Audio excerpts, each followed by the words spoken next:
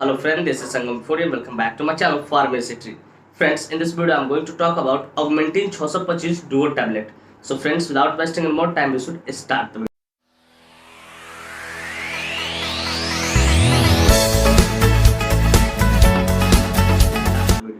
Friends, video को शुरू करने से पहले कुछ बातें मैं यहाँ पे शेयर करना चाहूंगा जो कि आपके लिए एक तरह से वार्निंग है। फ्रेंड्स, यह वीडियो सिर्फ जानकारी के उद्देश्य से बना है। इस वीडियो को देखने के बाद कोई भी मेडिसिन आप खुद से न ले, कतई सेल्फ मेडिकेशन ना करें। Friends, actually I don't support self medication at all. So before taking any medicine, you must consult your doctor. कि कोई भी दवा लेने से पहले आप अपने डॉक्टर से जरूर कंसल्ट करें। तो फ्रेंड्स, चलिए वीडियो की शुरुआत करते हैं। फ्रेंड्स, वीडियो को शुरू करने से पहले एक और इम्पोर्टेंट बात मैं आपके साथ शेयर करना चाहूंगा जो कि आपके लिए जानना बेहद जरूरी है। फ्रेंड्स, मेरी जो तबीयत है थोड़ा खराब चल रही है, मैं सफर कर रहा हूँ कफ एंड कोल्ड से, इवन मेरा थ्रोट भी इन्फेक्टेड है। तो हो सके जो मेरी वॉइस है आपको थोड़ा डिफरेंट लगेगा मेरे पहले वाले वीडियो की तुलना में, मेरे पहले वाले वीडियो की तुलना में। फिर भी मैं वीडियो शूट कर रहा हूँ, बना रहा हूँ आपकी जानकारी को बूस्ट करने के लिए और आपके प्यार पाने के लिए, और मैं उम्मीद करता हूँ कि अपना बहुत सारा प्यार और आशीर्वाद आप मुझे देंगे। तो फ्रेंड्स, चलिए अब वीडियो की शुरुआत करते हैं। फ्रेंड्स, आज का हमारा टॉपिक है Augmentin 625 Duo tablet. Friends, Augmentin 625 Duo tablet एक बहुत ही शानदार, बहुत ही जबरदस्त एंटीबायोटिक है जिसका इस्तेमाल बैक्टीरियल इन्फेक्शन को ठीक करने के लिए किया है। कि आपको बॉडी में किसी प्रकार का बैक्टीरियल इन्फेक्शन हो तो उसको ठीक करने के लिए इस मेडिसिन का इस्तेमाल किया जा सकता है।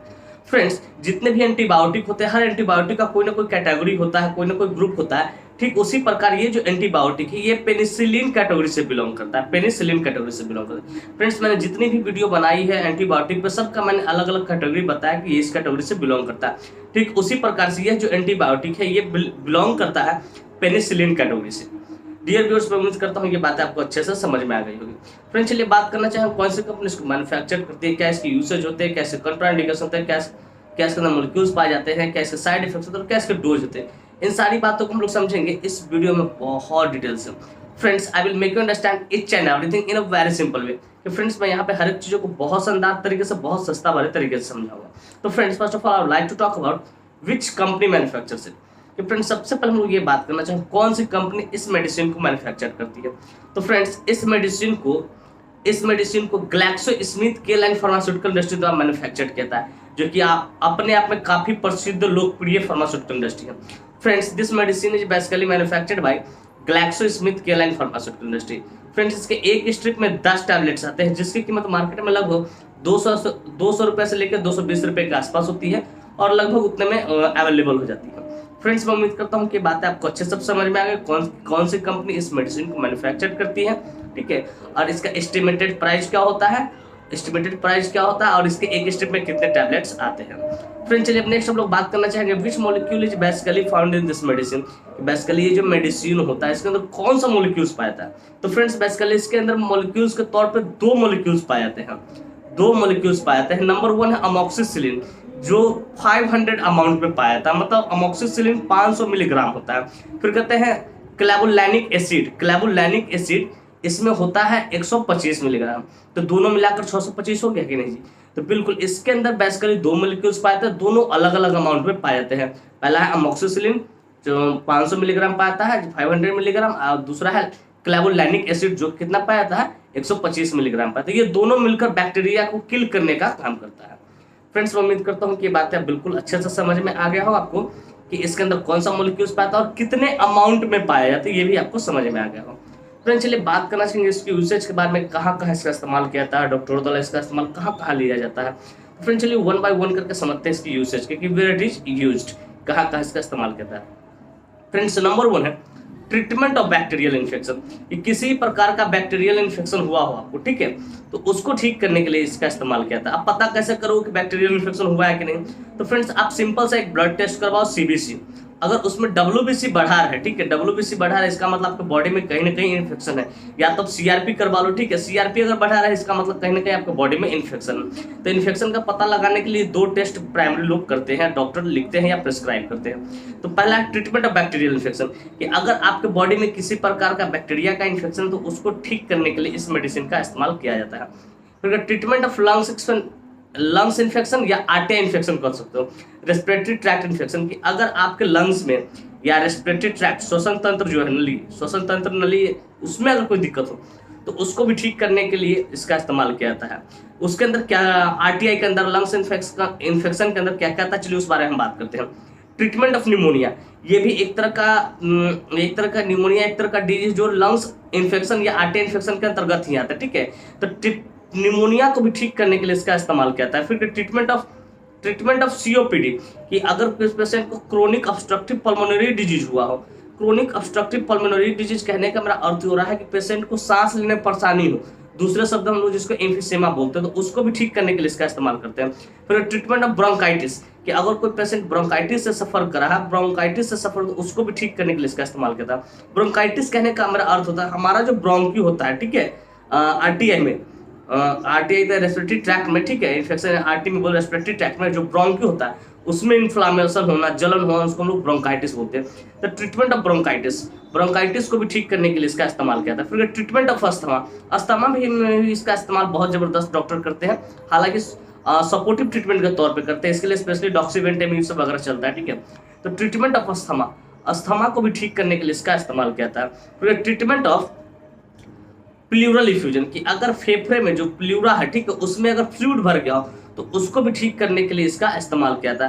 तो फ्रेंड्स बेसिकली आरटीआई के अंतर्गत इतने सारे डिजीज आते हैं, इन सारे डिजीज को ठीक करने के लिए इसका इस्तेमाल किया जाता है, इस मेडिसिन का इस्तेमाल किया जाता है। चलिए अब नेक्स्ट समझते हैं आरटीआई के अलावा कहाँ का इसका इस्तेमाल किया जाता है। फिर ट्रीटमेंट ऑफ नसाल साइनस, अगर किसी व्यक्ति को नसाल साइनस है, जैसे जो आप नाक का एरिया देख रहे हैं, इसका अगल बगल जो ये देख रहे जगह, ये खाली जगह है, ठीक है, और इसमें क्या होता है, अगर इन्फ्लामेशन होने लगे, ठीक है, इन्फेक्शन हो जाए, बैक्टीरिया हो डेवलप हो जाए, तो उसको भी ठीक करने के लिए इसका इस्तेमाल किया, जिसको मैक्सिलरी साइनस आप बोलते हैं, एथमोइड साइनस बोलते हैं, आप नाम सुना होगा, ठीक है। तो ट्रीटमेंट ऑफ नजाल साइनस, अगर साइनस भी हो गया तो उसको भी ठीक करने के लिए इसका इस्तेमाल किया जाता है। फिर ट्रीटमेंट ऑफ टाइफाइड, अगर किसी पेशेंट को टाइफाइड हो गया हो, ठीक है, तो उसको भी ठीक करने के लिए इसका इस्तेमाल किया जाता है। फिर ट्रीटमेंट ऑफ ईयर इन्फेक्शन, कि अगर किसी पेशेंट को ईयर इन्फेक्शन कहने का मेरा अर्थ हो रहा है कान में अगर इन्फेक्शन हो गया, जैसे कान से व्हाइट या येलोइश डिस्चार्ज बह रहा है, सिंगल, चाहे वो बाइलैटरल हो सकता है, दोनों कान से हो सकता है, या सिंगल किसी एक से भी हो सकता है, व्हाइट या येलो कलर का डिस्चार्ज निकले, तो उसको भी ठीक करने के लिए इसका इस्तेमाल। फिर कहता है ट्रीटमेंट ऑफ स्किन इन्फेक्शन, कि अगर किसी पेशेंट को स्किन इन्फेक्शन हो गया, स्किन से रिलेटेड कोई प्रॉब्लम हो, तो उसको भी सपोर्टिव ट्रीटमेंट पे ठीक करने के लिए इसका इस्तेमाल किया जाता है, ठीक है। उसके लिए अलग से भी मेडिसिन चलते हैं, लेकिन एंटीबायोटिक में इसका इस्तेमाल किया जाता है। फिर क्या ट्रीटमेंट ऑफ यूटीआई इन्फेक्शन में भी इसका बहुत जबरदस्त डॉक्टरों द्वारा इस्तेमाल किया जाता है। यूटीआई इन्फेक्शन कहने का मेरा अर्थ हो रहा है किडनी, ब्लैडर और यूरेटर, ये तीनों को मिला के यूटीआई तैयार होता है, ठीक है। यूटीआई जिसको हम बोलते हैं, यूटीआई इन्फेक्शन मतलब पेशाब के रास्ते में कोई दिक्कत हो, ठीक है, तो उसको भी ठीक करने के लिए, किडनी में इन्फेक्शन हो गया हो, ठीक है, तो उसको भी ठीक करने के लिए इसका इस्तेमाल करते हैं। या तो आप कह सकते हो कि आपको ब्लैडर में जलन हो रहा है, सिस्टाइटिस जिसको बोल सकते हो, उसको ठीक करने के लिए इसका इस्तेमाल करते हैं। तो सिंपली समझो कि यूटीआई इन्फेक्शन को भी ठीक करने के लिए इसका इस्तेमाल किया जाता है। यूटीआई इन्फेक्शन में क्या हो सकता है, बर्निंग मैक्चुरेशन हो सकता है, पस फॉर्मेशन हो सकता है, सिस्टाइटिस हो सकता है, ठीक है, पेल्विक रीजन पेन हो सकता है, तो उस सबको भी ठीक करने के लिए इसका इस्तेमाल करते हैं, लेकिन सपोर्टिव ट्रीटमेंट के तौर पे। हाँ, लेकिन एक और बात मैं जानकारी के तौर पे बता दूं कि जब भी यूटीआई इन्फेक्शन हो तो लिवोफ्लॉक्सासिन को आप सेलेक्ट कीजिए, बहुत जबरदस्त काम करता है, इससे कहीं ज्यादा बेटर काम करता है, इसमें कोई शक नहीं है, स्पेशली यूटीआई के लिए मैं बता रहा हूँ, ठीक है। तो फ्रेंड्स मैं उम्मीद करता हूँ कि इसके यूसेज आपको बढ़िया से अच्छे से शानदार तरीके से समझ कहाँ कहाँ इसका इस्तेमाल किया जाता है। तो फ्रेंड्स इसका इस्तेमाल अगर सिंपल शब्दों में कहा जाए, घुमा फिरा कहा है, तो इसका इस्तेमाल बैक्टीरियल इन्फेक्शन को ठीक करने के लिए किया जाता है। हालांकि मैंने पूरा डिटेलिंग करके बता दिया कहाँ का इसका इस्तेमाल किया जाता है। Treatment of bacterial infection, treatment of RTI infection या लंग्स इन्फेक्शन, जिसके अंतर्गत मैंने बताया कि निमोनिया को ठीक करने के लिए, अस्थमा को ठीक करने के लिए, सीओपीडी को ठीक करने के लिए, ब्रोंकाइटिस को ठीक करने के लिए, प्लूरल इफ्यूजन को ठीक करने के लिए, टाइफाइड फीवर को ठीक करने के लिए, ठीक है, मैंने पूरा डिटेलिंग करके बता दिया कहाँ का इसका ईयर इन्फेक्शन, नसाल साइनस, उन सारी चीज़ों को ठीक करने के लिए इसका इस्तेमाल किया जाता है। तो फ्रेंड्स मैं उम्मीद करता हूँ इसके यूसेज आपको बढ़िया से अच्छे से शानदार तरीके से समझ में कहाँ कहाँ इसका इस्तेमाल किया जाता है। फ्रेंड्स चलिए बात करना चाहेंगे इसके मोड ऑफ एक्शन के बारे में। फ्रेंड्स बेसिकली इसका मोड ऑफ एक्शन होता है क्या, जरा उसे समझते हैं।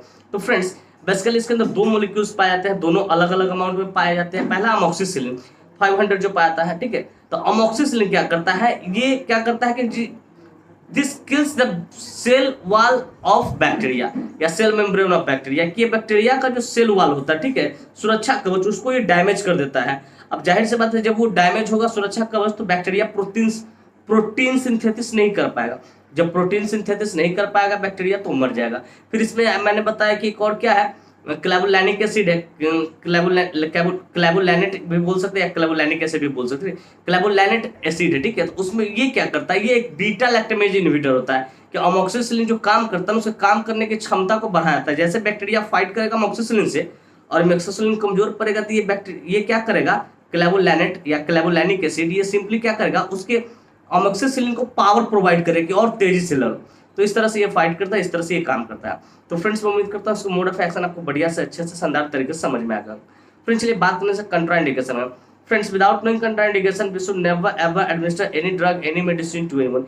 बिना कंट्राइंडिकेशन जाने कभी भी किसी को भी कोई भी मेडिसिन आप एडमिनिस्टर न करें, क्योंकि इसका परिणाम घातक हो सकता है।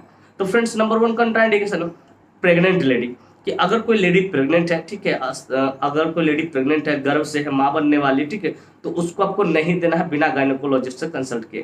फिर कहता है ब्रेस्ट फीडिंग मदर, लैक्टेशन जिसको मदर आप कह सकते हो, कि अगर कोई स्त्री अपने बच्चे को स्तनपान कराती है तो उसको भी आपको नहीं देना।